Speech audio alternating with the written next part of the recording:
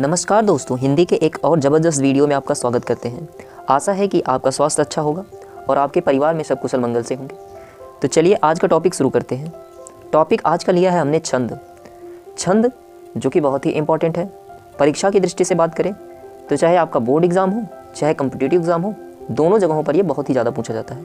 तो कैसे इसको पहचानेंगे, इसके लिए मैं आपको एक जानदार ट्रिक बताने वाला हूँ। ये ट्रिक आपकी लगेगी हर जगह। दुनिया का कोई सा भी छंद हो, आप इसको आराम से पहचान पाएंगे और उसकी मात्रा को गिन करके, चाहे आप बात करिए किसी भी छंद की, चौपाई हो, दोहा हो, सोरठा हो, सरसी, अहिए, तोमर, उल्लाला, गीतिका, हरि गीतिका, सारी चीज़ें क्लियर होंगी एक छोटे से वीडियो में। तो आपके सामने तो प्रश्न ये उठ जाता है कि मात्रा को हम गिनेंगे कैसे, इसका नियम क्या होता है, क्या इसके लिए हिंदी व्याकरण आनी चाहिए, क्या बोर्ड एग्ज़ाम और कॉम्पिटिटिव एग्ज़ाम दोनों में यही नियम काम करेगा।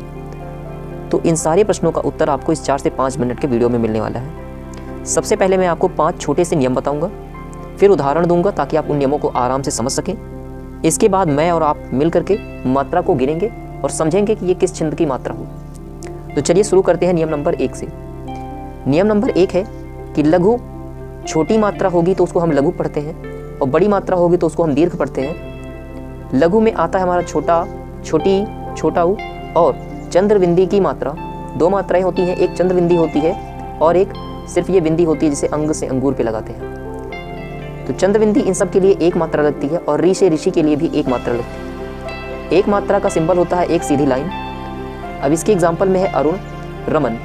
अरुण की बात करते हैं तो यहाँ पर मात्रा लगाने के लिए हम आते हैं। इस पर एक सिंगल सी मात्रा लग जाएगी एक, और ये जो मात्रा लगी हुई है इसको हम लोग एक मात्रा में गिनेंगे। अरुण, और रा तो अकेला है, रा खाली एक मात्रा एक मात्रा एक मात्रा। दूसरा नियम है दीर्घ, बड़ा, बड़ी, बड़ाऊ, ए, ऐ, ओ, अंग, आहा, इन सब के लिए आप 2 मात्राएं लगाएंगे। 2 मात्राओं का सिंबल होता है एस के जैसा। एग्जाम्पल आप समझिएगा, आरोपी, यहाँ पर आ, इस पर बड़ा की मात्रा है तो यस जैसा सिंबल। रा पे ओ की मात्रा, इसको भी हम यस बना देंगे। पा पे बड़ी की मात्रा, बड़ी ई के लिए भी हम यही वाला सिंबल इस्तेमाल करते हैं। आकाश, इस पे बड़ा की मात्रा तो इस तरीके से सिंबल। का पे आ की मात्रा, बड़ा का सिंबल। शा खाली है तो एक मात्रा। इस तरीके से 2 नियम तो कवर हो गए। तीसरे नियम की बात करते हैं। नियम नंबर 3, संयुक्त व्यंजन वाले वर्ण से पहले 2 मात्राएं होती हैं। अब संयुक्त व्यंजन क्या होता है आपको मैं समझा देता हूँ। जैसे सत्य, विकल्प, सामान्य, ताप्ती। सत्य में आप देखिए आधा ता और या, इसको बोलते हैं संयुक्त व्यंजन। इसमें आधा ला और पा ये है संयुक्त व्यंजन, आधा ना और या ये है संयुक्त व्यंजन। और आपकी वर्णमाला में बात करते हैं तो 4 ऐसे ही बने बनाए संयुक्त व्यंजन हैं। छा से क्षत्रिय, त्रा से त्रिशूल, ज्ञा से ज्ञानी और सा से श्रमिक। इस नियम की बात करते हैं हम लोग तो एग्जाम्पल में हमने देखते हैं सत्य, इसमें कहा गया संयुक्त व्यंजन वाले वर्ण से पहले 2 मात्राएं।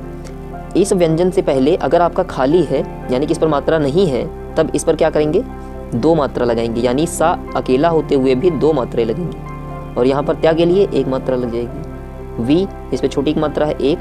का अकेला है, वैसे 1 मात्रा आनी चाहिए थी लेकिन इसके पहले इसके बाद में संयुक्त व्यंजन है, इसकी वजह से इस पर 2 मात्राएं आ जाएंगी और यहाँ पर सिर्फ 1 मात्रा होगी। सा पे बड़ा की मात्रा, इस पर 2 मात्राएं। म, इस पे बड़ा की मात्रा है तो इसलिए 2 मात्राएं। वैसे यहाँ देखिए संयुक्त व्यंजन है, संयुक्त व्यंजन से पहले वाला जो वर्ण होता है उस पर 2 मात्राएं आती हैं, लेकिन इस पे तो पहले से ही बड़ा की मात्रा है तो अधिकतम 2 मात्राएं ही हो सकती हैं, इसलिए हम यहाँ पर 2 ही लिखेंगे। ऐसा नहीं कि इस पे 2 मात्राएं हैं और इसकी वजह से इस पर 1 मात्रा अतिरिक्त आती है तो 3 मात्राएं। ये याद रखिएगा, कभी भी 3 मात्राएं नहीं लगती हैं, 2 मात्राएं लगती हैं और 1 मात्रा लगती है और ये अकेला हो जाएगा 1। बचा हमारे पास ताप्ती। ताप्ती पर कैसे मात्रा लगाएंगे, वही सेम नियम होगा। अगर यहाँ पर संयुक्त व्यंजन है तो इससे पहले वाले पे 2 मात्रा है, अगर पहले से ही 2 मात्रा है तो 2 ही लिख देंगे। और यहाँ पर आधा पा इससे मतलब है नहीं, ता पे बड़ी ई की मात्रा इसलिए 2 मात्रा है। इन सब के लिए 1 मात्रा होती है, लेकिन इनसे पहले जो वर्ण आते हैं उन पर 2 मात्राएं हो जाती हैं। लेकिन इनसे पहले जो वर्ण आते हैं उन पर 2 मात्राएं लगती हैं, जैसे अक्षर, परिश्रम। यहाँ पर देखिए इसके लिए तो 1 मात्रा होनी चाहिए थी, लेकिन इसके बाद क्या है संयुक्त अक्षर, इसलिए इस पर कितनी मात्राएं हो जाएंगी, 2, और इस पर 1, इस पर 1। इस पर कितनी मात्राएं हो जाएंगी, पा पे 1 मात्रा, री छोटी की मात्रा, इस पर वैसे 1 मात्रा होनी चाहिए, लेकिन संयुक्त अक्षर होने की वजह से इसके सामने वाले पर 2 मात्राएं और यहाँ पर अकेला 1, यहाँ पर अकेला 1। ठीक है ना। चलिए 2 नियम और बचते हैं, इनकी बात कर लेते हैं। अब बात कर लेते हैं नियम 4 और 5 की। तो इन दोनों नियम को सीखते ही हम आ जाते हैं अपने उदाहरण पर। तो चलिए जल्दी से इसको देख लेते हैं। यदि शुरू में आधा वर्ण हो तो उसकी गिनती नहीं होगी। ये क्या कह दिया आपने? अरे परेशान मत होइए, यहाँ पर देखिएगा उदाहरण में हमने लिखा है श्याम, शुरू में आधा वर्ण आया है आधा श, तो इसकी गिनती नहीं होगी। तो इसकी मात्रा कैसे लगेगी? देखिए यहाँ पे बड़ा आ की मात्रा, तो 2 और 1 हो गया, काम खत्म। यदि बीच में आधा वर्ण हो तो भार पहले वाले वर्ण पर पड़ेगा, इसी को संयुक्त अक्षर कहते हैं। संयुक्त अक्षर से पहले जो वर्ण होता है उस पर 2 मात्राएं, या इसको ऐसे कह लीजिए कि आधा वर्ण हो तो भार उससे पहले वाले वर्ण पर, आधा वर्ण ये है आधा था, इससे पहले वाले पर भार पड़ेगा, यानी ये 2 हो जाएगा, और ये तो 1 ही रहेगा। हा से पहले आधा वर्ण हो तो भार नहीं पड़ेगा, हा से पहले, देखिए यहाँ पर हा है, हा से पहले क्या है? आधा ना।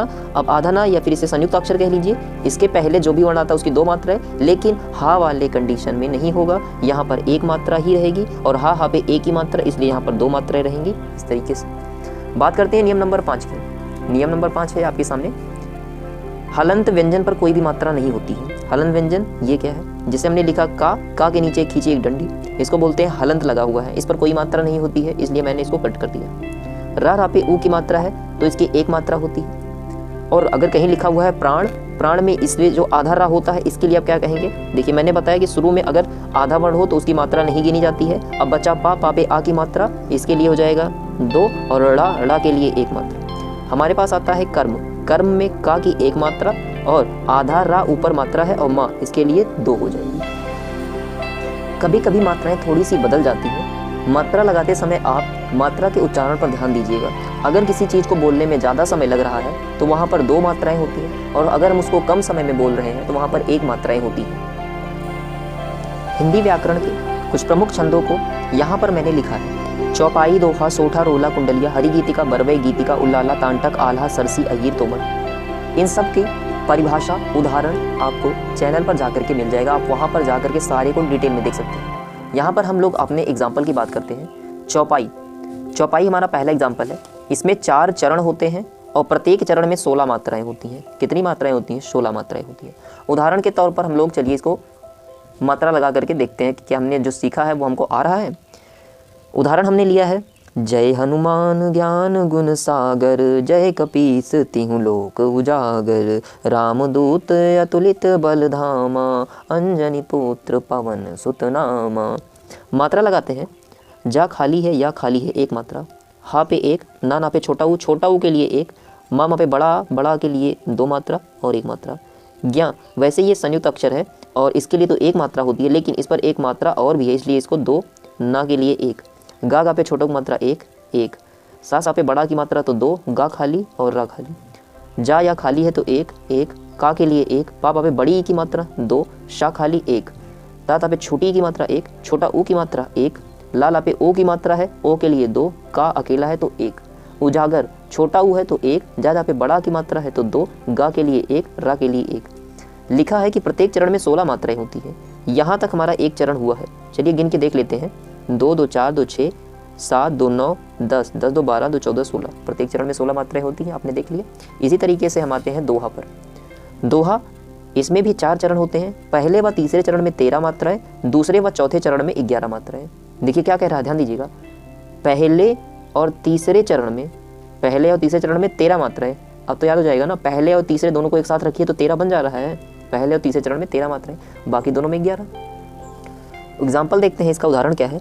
श्री गुरु चरण सरोज रज, निज मनु मुकुर सुधार, बरु नव रघुबर विमल जसु, जो दायक फल चारी।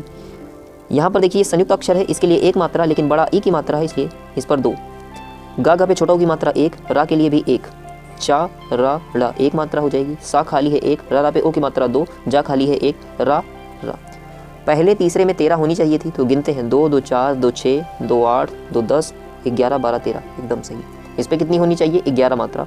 ना पे छोटा ई की मात्रा हो जाएगी 1 1 1, ना पे छोटा ऊ की मात्रा है तो 1, छोटा ऊ की मात्रा 1 1 1, छोटा ऊ की मात्रा है तो 1, धा पे आ की मात्रा है बड़ा, तो इस पे हो जाएगा 2, और रा खाली। गिनते हैं 2 2 4 2 6 2 8 2 10 11।